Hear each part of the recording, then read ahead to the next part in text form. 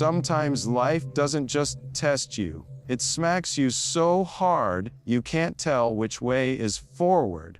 Your plans crumble, your trust gets broken, and your confidence feels like it's been stolen. In this video, we're going to break down exactly how to stand back up, rebuild your mindset, and turn that slap into the very push that changes your life forever.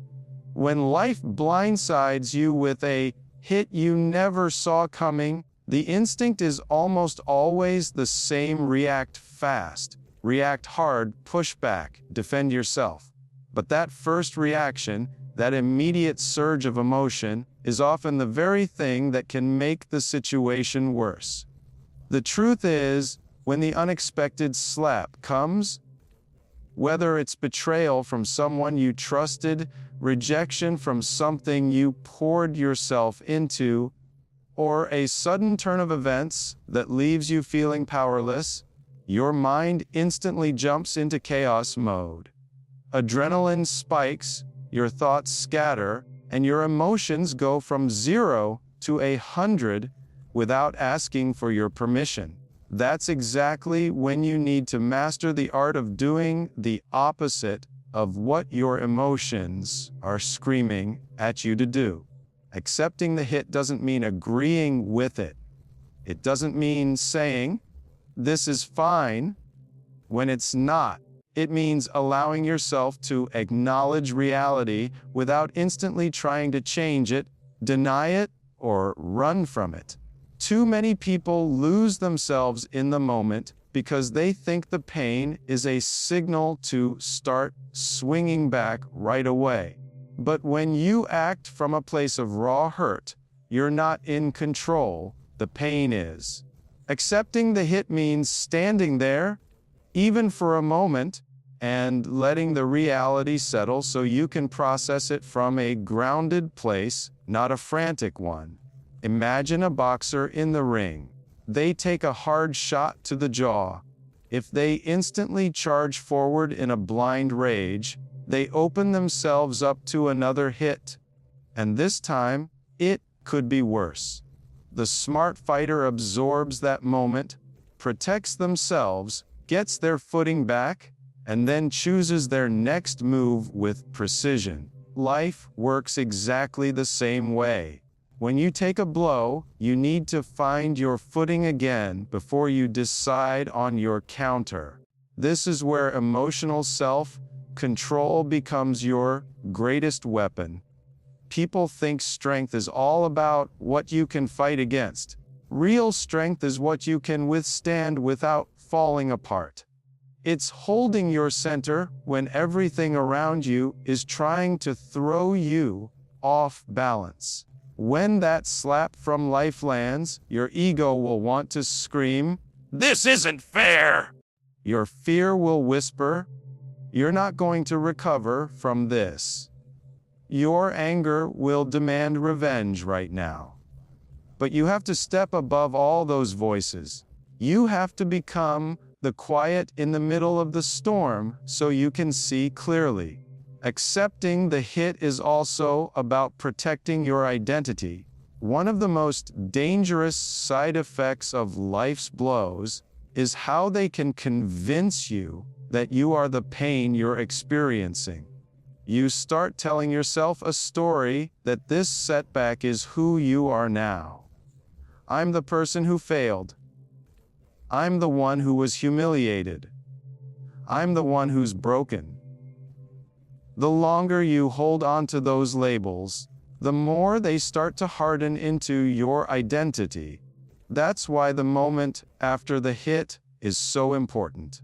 You can acknowledge that it happened without letting it define you. And here's something people rarely talk about. Accepting the hit means accepting the emotions that come with it too. Not pretending you're fine. Not burying it under fake positivity. If you feel hurt, let yourself feel it. If you feel disappointed, admit it. Emotions are like waves. They rise, they peak, and they fall. But if you try to block them, they don't disappear. They just get stuck. building pressure inside until they break you from within. Allowing yourself to feel is part of the acceptance. It's not a sign of weakness. It's the way you stop the wound from turning into a permanent scar on your spirit. There's also a deeper layer to this. Accepting the hit without losing yourself means remembering your principles in the moment. Life will test not just your patience, but your integrity. When you're hurt, it's tempting to act out of character just to prove a point or to win in the heat of the moment. But every time you choose actions that betray your own values, you're trading long-term self-respect for short-term satisfaction. That's the most expensive trade you'll ever make. The challenge is to keep your dignity intact while you figure out your next move. It's about learning to separate the event from your identity. Something bad happened to you. That doesn't mean you are bad. Someone betrayed you. That doesn't mean you are unworthy of trust. A dream collapsed. That doesn't mean you are incapable. Accepting the hit without losing yourself is about drawing that line in the sand and saying, "This is not all of me. This is just a moment I'm in." And when you can see it like that, the moment stops controlling you. You control how it fits into your story. If you've ever been through a situation that knocked the wind out of you, you know that your first reaction often feels like it will set the tone for everything that comes after. And in a way, it does. Because if you can master the pause, that small gap between the hit and your response, you open the door to clarity. You create space for wisdom to speak louder than emotion. You give yourself a chance to choose your move instead of letting pain choose it for you. What's powerful about this is that the hit you take no longer becomes the end of your story. It becomes the beginning of a new chapter, one you're writing with intention instead of desperation. And that's the space where real comebacks are born. It's in that quiet moment of acceptance when you refuse to let the hit take your character, your identity, or your peace, that you're already winning, even before you've made your next move. When something hurts, your mind naturally zooms in on the pain until it fills your whole vision. It's like looking through a camera lens that's focused so tightly on one wound that everything else disappears. The problem is, when all you see is the pain, you can't see the path forward. Flipping the pain into perspective is about zooming out, stepping back, and reframing the way you view what just happened. It's not about ignoring the pain or pretending it's not real. It's about choosing to give it a different meaning so it doesn't control the way you live from this point on. Pain is like fire. If you put your hand in it, it will burn. That part is non-negotiable. But fire also cooks your food, forges steel, and gives warmth on the coldest nights. The difference isn't in the fire, it's in how you use it. In the same way, the blows life throws at you can either destroy you or refine you, depending on the perspective you take. You don't get to choose when pain shows up, but you do get to decide what you're going to make of it. That choice is where your power lies. When you're in the middle of it, pain feels permanent. The heartbreak feels like it will never fade. The disappointment feels like it will follow you forever. The failure feels like it has ruined every opportunity ahead.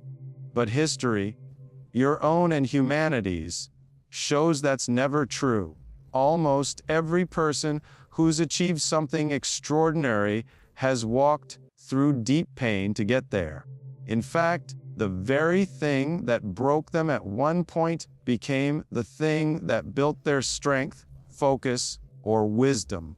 Perspective doesn't magically erase pain, but it transforms it from something that crushes you into something that shapes you. One of the most powerful ways to flip pain into perspective is to ask different questions. Most people ask, "Why did this happen to me?" That question traps you in victim mode. It circles endlessly without giving you a way out.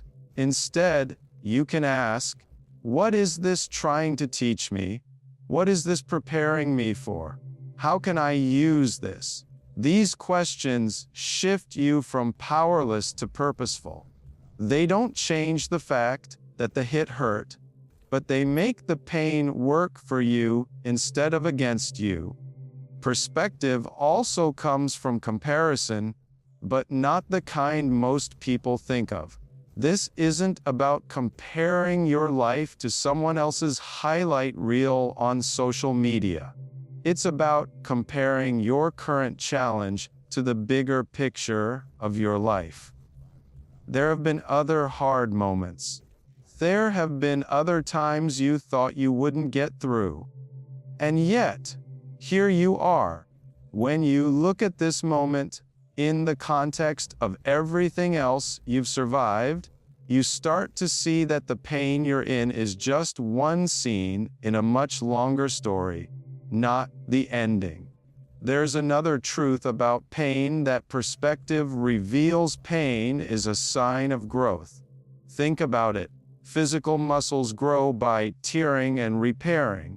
Emotional and mental strength work the same way. The discomfort you feel isn't just random suffering. It's evidence that something in you is stretching, adapting, and preparing for a stronger version of yourself to emerge. When you start to view pain as a signal that growth is happening, you stop fearing it as much. You stop letting it paralyze you and start letting it fuel you. Flipping pain into perspective also means not letting it shrink your vision. Pain has a way of making your world small. It convinces you to stop dreaming, to stop taking risks, to protect yourself so much that you end up living half a life. But perspective reminds you that the pain itself isn't the enemy. The real danger is what you let it take from you. When you hold perspective, you protect your dreams, even in the middle of the storm. You keep your eyes on the possibilities ahead, not just the problems at your feet. Sometimes perspective is about time. When you're in the middle of deep hurt, the minutes drag like hours. But if you imagine yourself 5 years from now looking back at this exact moment, the weight starts to shift. You realize that what feels unbearable now might someday be a story you tell with pride because of how you overcame it. That mental time travel can give you the courage to keep going because you start living for the version of you who will one day be grateful you didn't give up here. There's also the perspective that comes from service. When you're in pain, you tend to turn inward, focusing on what you've lost or how much you're hurting. But when you use your pain to help someone else, by sharing your story, offering guidance, or simply being there for someone going through something similar, the pain starts to feel lighter. You realize that your suffering wasn't meaningless. It had a purpose, even if that purpose was to give you the empathy and insight to lift someone else up. That's a powerful transformation because it takes you from being a passive receiver of pain to an active giver of hope. Flipping the pain into perspective doesn't happen instantly. It's a process of deliberately choosing to step back, of refusing to let the pain become the only thing you see. It's looking at the same event and deciding to give it a meaning that serves your future instead of one that traps you in the past. It's about understanding that while you can't control the fact that life will hit you, you can absolutely control the lens you choose to look through. And the moment you change that lens, everything about the hit, the weight, the meaning, the power it has over you, starts to change with it. When life knocks you down, it's not just the fall that hurts. It's what the fall tries to take from you.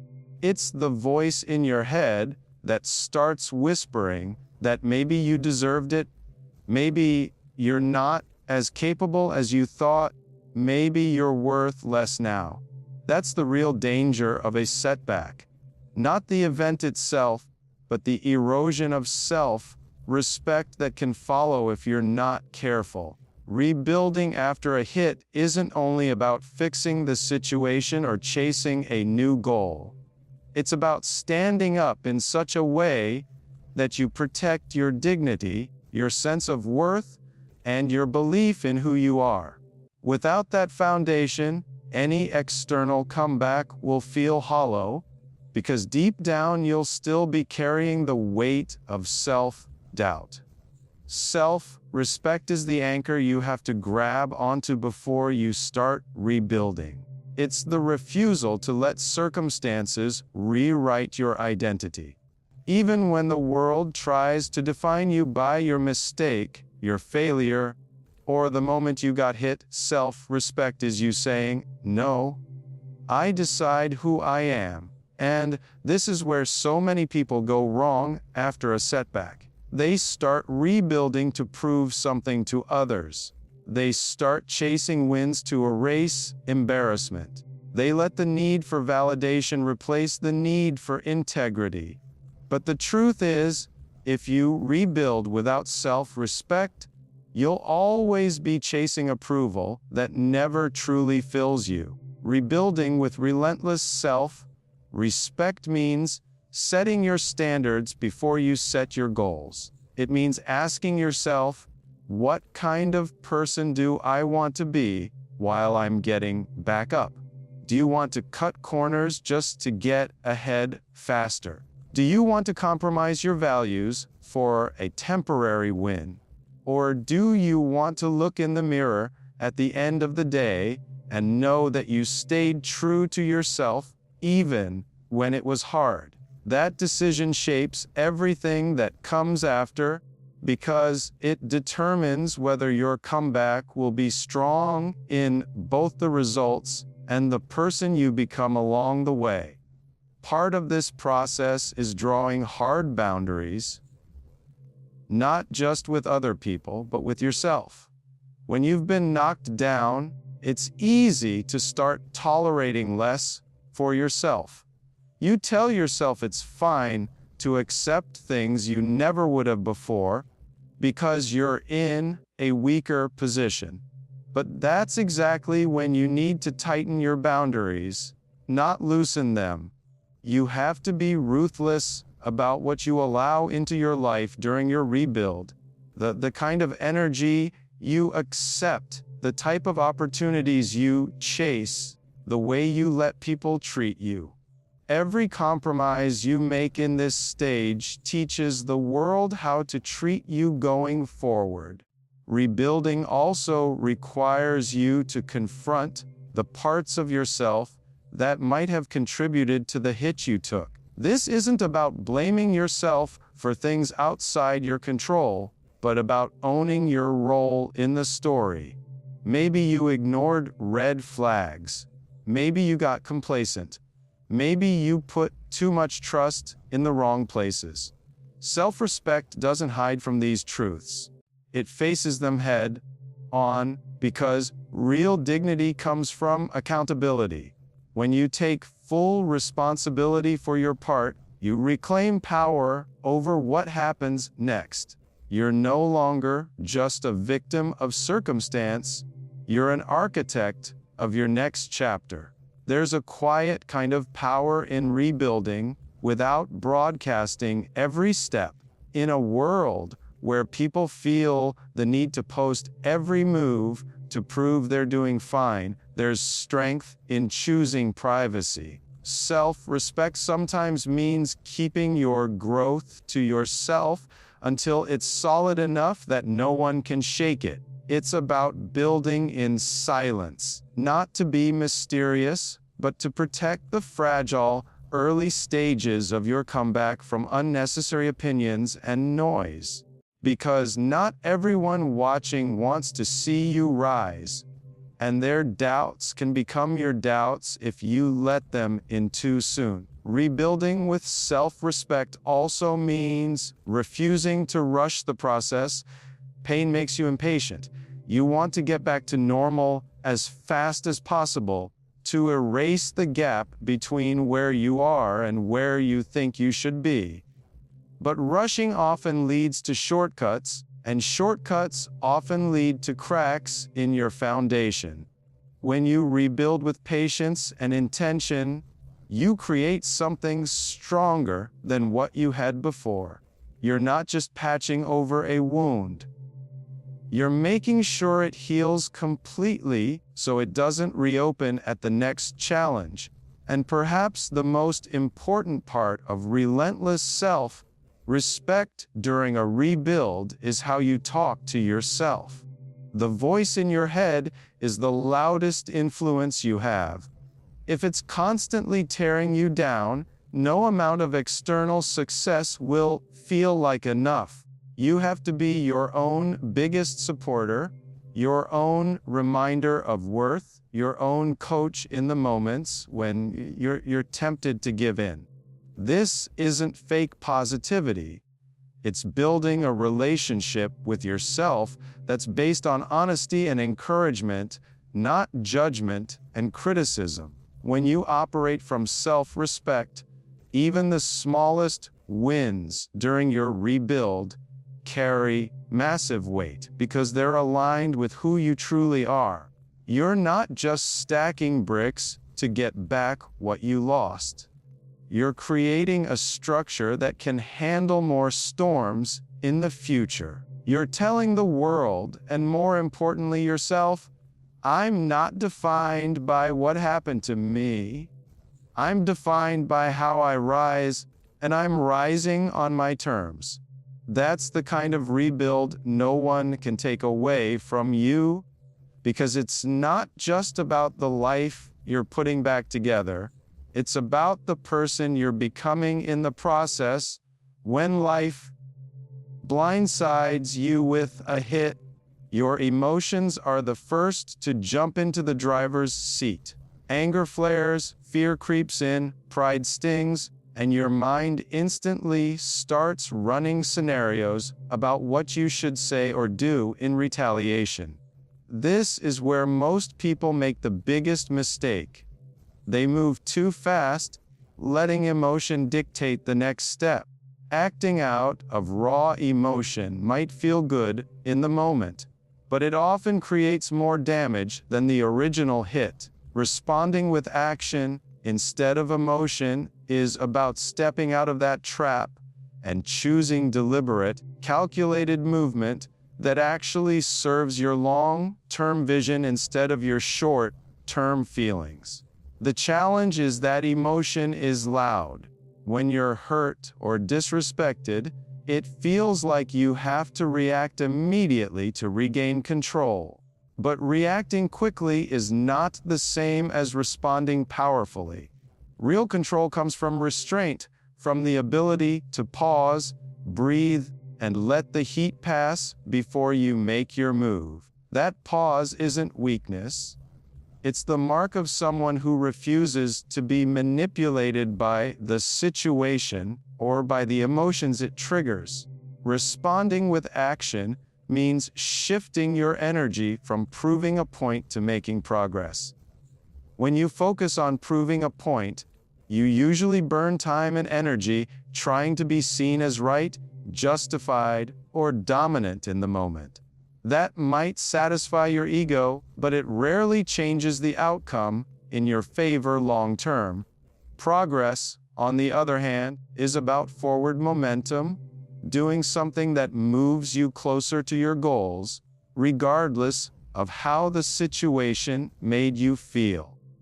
It's the discipline of asking, what can I do right now that will actually make my life better instead of just making me feel better?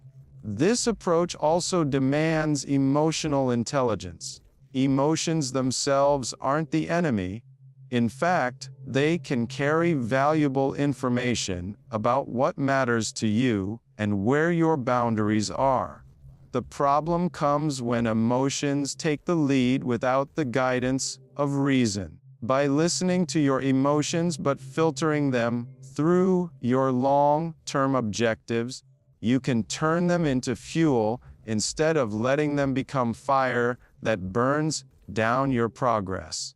Sometimes the best action is immediate and visible. Other times, the best action is quiet and unseen, laying groundwork for a move that will matter weeks, months, or even years later. If you've been wronged, humiliated, or underestimated, emotion wants you to go big now, to prove to the world you're still standing. But action rooted in strategy might mean holding back, working behind the scenes, and letting the results speak louder than any public outburst ever could. This is how you protect your leverage. This is how you keep your power. Another part of responding with action is refusing to play on someone else's timeline. When life slaps you, or when people provoke you, there's often an unspoken pressure to respond right away. They want you flustered, impulsive, reactive, because that's when you're easiest to control. But when you take ownership of the timeline, you reclaim control over the narrative. You choose when and how to respond, and you do it from a place of strength, not desperation. This philosophy also means redefining what winning looks like. Most people think winning is about coming out on top in the immediate conflict. But true winning is about building a life so strong, so aligned, that the hit you took becomes irrelevant in the bigger picture. Your victory isn't in silencing a critic with a clever comeback.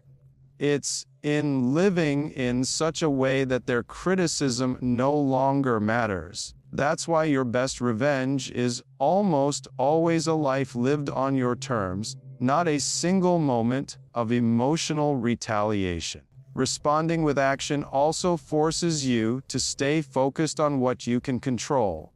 After a big hit, your mind will obsess over things you can't change, what they did, what they said, how unfair it all was. But all of that is wasted energy. By shifting your attention to what's still in your hands, your habits, your effort, your mindset, your next step, you reclaim power. Every ounce of energy you pour into things you can't control is energy you take away from building your future. The truth is, emotion loves to make things personal. It makes you want to tear down the person or situation that caused the pain. But action, real action, isn't about tearing someone else down. It's about building yourself up so powerfully that nothing like this can break you the same way again. That shift from destruction to construction is what separates the people who stay stuck in cycles of retaliation from the people who rise to levels that make the original setback seem insignificant. And here's where it gets even more powerful. When you learn to respond with action instead of emotion, you stop being predictable. People who react emotionally can be manipulated easily because all it takes is pressing the right button to get a big response. But when your moves are thoughtful, deliberate, and rooted in strategy, you become untouchable. You stop playing by someone else's script and start writing your own. This unpredictability is a form of power because it forces people to respect you differently. Responding with action is not about being cold or unfeeling. It's about understanding that your emotions are valid, but they're not always accurate in telling you what to do next. You can acknowledge them, feel them, and still choose a course of action that aligns with the person you want to become. That's the mark of maturity and strength, not letting the temporary storm inside you decide the direction of your entire journey. In the end, every setback, every slap from life, gives you two options: to let emotion run the show and keep you trapped in a loop of reactions, or to take a step back, think clearly, and move with intention towards something greater. The hit you took might have been sudden, but your response doesn't have to be. You get to decide whether your next step adds fuel to the chaos or builds a foundation for the life you're still determined to create. Every person who has ever inspired others carries a story, not of uninterrupted success, but of moments where life knocked them to the ground and dared them to get back up. Your setback, no matter how painful, carries that same potential. The difference between people who let a setback bury them and people who turn it into their signature story is all in the way they decide to use it. You can treat it as an ugly chapter you hope no one ever reads, or you can shape it into the part of your journey that inspires others long after the pain is gone. When something devastating happens, your instinct might be to hide it, to pretend it never happened, to lock it away where no one can see it. That comes from the fear of being judged, misunderstood, or seen as weak. But hiding your scars robs you of their power. Scars are proof that you've been through something that could have broken you, and yet you're still standing. They're not symbols of defeat. They're marks of survival. The world doesn't connect with perfection.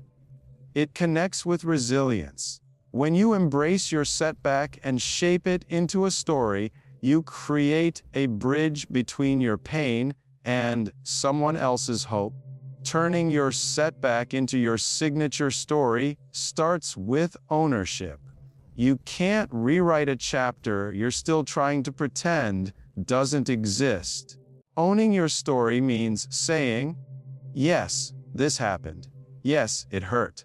But I get to decide what it means. When you take that kind of ownership, the narrative stops being about the hit you took and starts being about the strength you found. This is where the transformation happens, where your lowest point becomes the seed of your highest growth. There's a power in perspective here. Every setback carries lessons you couldn't have learned any other way. Sometimes it's a truth about yourself you didn't want to face. Sometimes it's clarity about what really matters. Sometimes it's the realization that you were settling for less than you deserved. If you let those lessons sink in, your setback stops being wasted pain. It becomes wisdom, and wisdom is the foundation of a story that resonates with people far beyond your own life. A signature story doesn't have to be told publicly to be powerful. It's not just about sharing it with the world, it's about the way you carry it with yourself. When you internalize your story as a source of pride instead of shame, it changes the way you walk into rooms, the way you take on challenges, the way you see yourself. It's a reminder that you've been tested and you came through it. And when life inevitably tests you again, you can look back at that story and remember what you're capable of. There's also a strategic advantage to owning your story. When you're not afraid of your past, no one can use it against you. People can talk about the time you failed, the moment you got embarrassed, or the chapter where you stumbled. And instead of shrinking, you can say, yes, that's part of my story, and here's how it made me stronger. You take control of the narrative before anyone else can twist it. That's a position of power most people never reach because they're too busy running from their own history. When you shape your setback into your signature story, you also give it purpose beyond yourself. You turn it into a tool that can guide someone else through their own storm.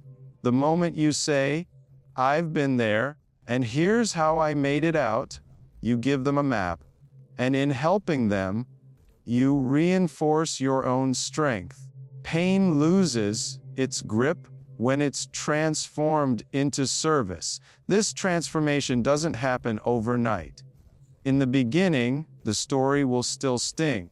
You'll replay the details in your mind, wondering how things could have gone differently. But as time passes and you choose again and again to frame it as a stepping stone rather than a stumbling block, the weight shifts.